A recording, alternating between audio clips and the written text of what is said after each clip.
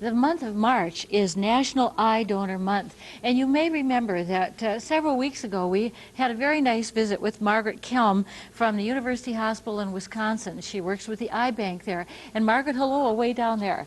Good morning, Dottie. And you brought some very special guests for us today. Yes, I certainly did. Well, we're very happy to welcome Mr. and Mrs. Jerry Johnson and their son David. The Johnsons are from Superior, and you are a donor family. Right. Is that correct? You lost a young son, Mr. Johnson?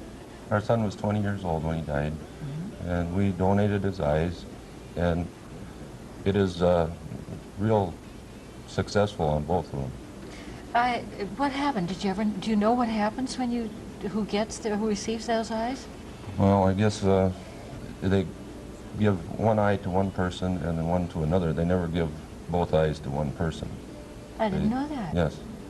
Because if it won't take on one, it won't take on the other. So it's better to have the two eyes working for two people than two eyes that don't work for one. You bet one eye is better than none at all, isn't Right. it? So you don't really know the people, however. No, we don't. They don't divulge that. No. When is this decision made, Mr. Johnson? Shortly after death, if you can just, you don't have to decide this. All you have to do is turn over your driver's license and sign it, and you're an automatic donor.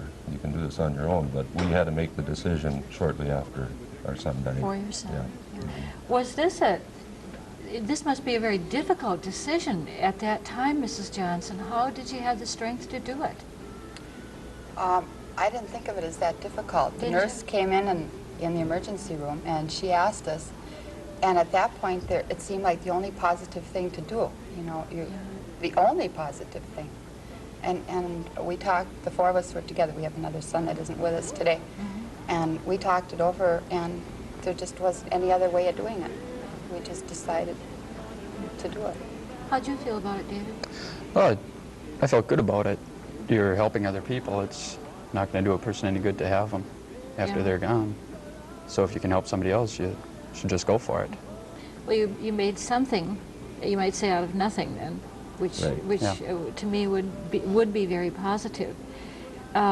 Would you suggest it for other people, Mrs. Johnson? Definitely. I wouldn't even hesitate to tell people that. We've done that, and we've told people to turn over their driver's license and sign them. And people seem to think well of that. They don't hesitate. People feel good about doing something good. And that is good. That really is wonderful. Margaret,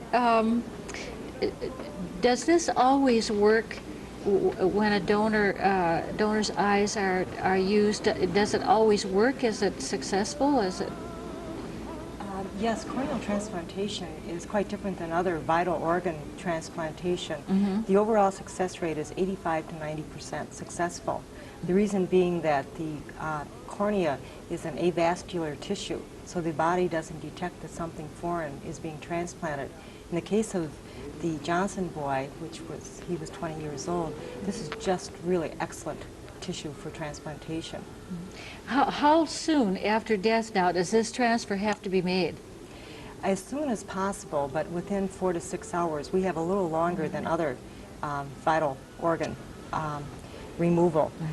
In the case of the Johnson boy, we found that Superior Memorial Hospital was just tremendous in the way they dealt with the Johnson family. Mrs. Johnson told me that the nurse just really made them feel very comfortable and felt that this was a very positive part, the only positive part of their son's death. Now tell me something.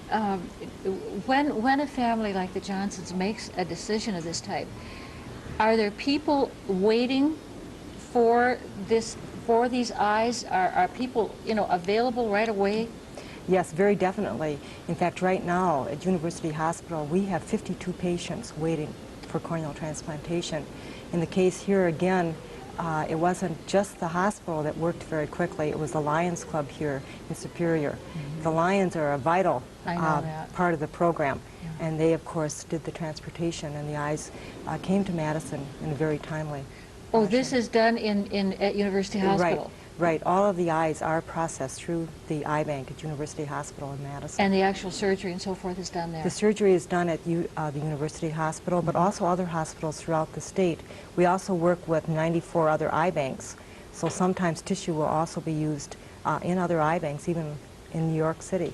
Do we have other eye banks, we'll say in the state of Wisconsin, except at University? We have the second eye bank at the Eye Institute in Milwaukee that also is sponsored by the Wisconsin Lions. I know when my dad had a detached retina, he was sent immediately to University of Wisconsin Hospital. I think he was there within 24 hours after they detected what was wrong with him.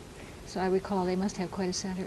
Yes, we do. We have a lot of specialists that really know what they're doing. Oh, that's wonderful, I tell you.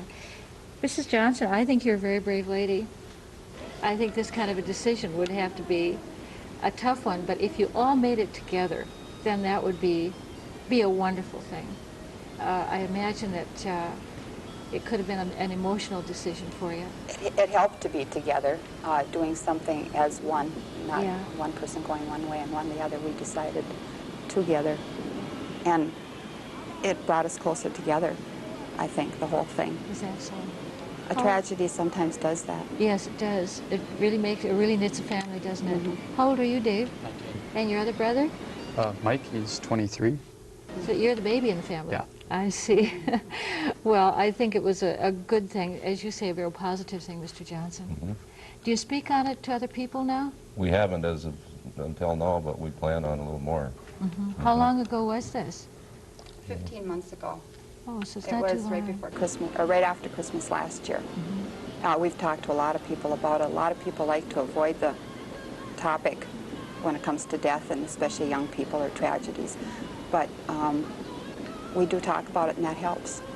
Yeah, it is tough, you know. I didn't know myself just how to approach this, to be really honest with you, because it's We're hard. really okay. We really are. Yeah, I can tell that. Sure. You're okay. I can tell. I think it's wonderful, and I think what you've done is great. Thanks very much for sharing the experience with us. Thank you. Thank you. Thank you for having us. And Margaret, I hope you'll come back with news again. Thank you.